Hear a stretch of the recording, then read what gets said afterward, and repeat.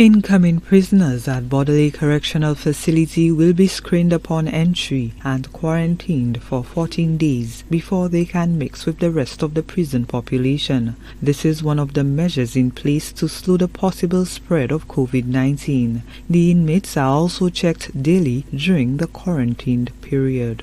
Receiving new prisoners, of course the officers will do their job in terms of their arrest. But once a decision has been made by the court for the inmates to either be sent to the facility for on remand or a sentence, they first have to go through the nearest medical unit to be screened.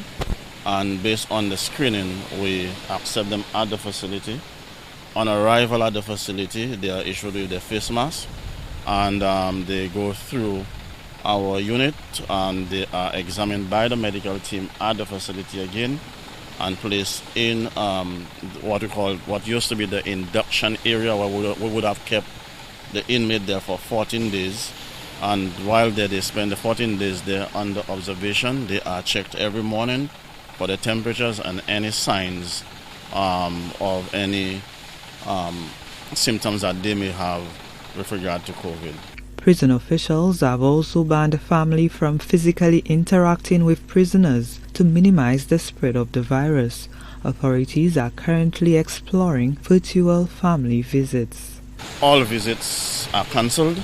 At the moment, the visits that we facilitate are professional visits. Lawyers, the probation, parole, and maybe one or two special circumstances which we have not had so far. But that gave us an opportunity to start our virtual visits, which we are currently putting in place, whereby families will be able to communicate with the inmates virtually. That is in the process. And of course, it's going to be costing us some money, but that is what we are trying to do so that we can maintain that contact between families and the inmates. The BCF received some much-needed supplies in the fight against COVID-19 from Impacts on Friday. The donation was made possible through the British government. That donation was made throughout the prisons in the region.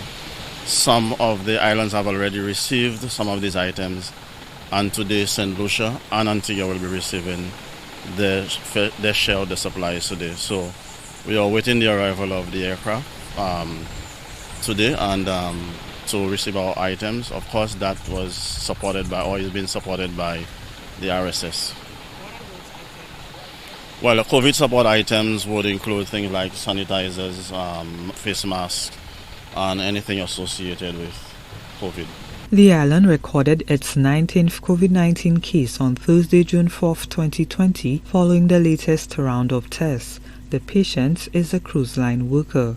The BCF says it's doing its part to curtail the spread of the virus and keep the number of cases in St. Lucia as low as possible. In May, the World Health Organization highlighted the heightened vulnerability of prisoners amid the pandemic. The WHO called for governments to design COVID-19 action plans for detention centers to ensure the safety of prisoners. Gina Filippi, HTS News Force.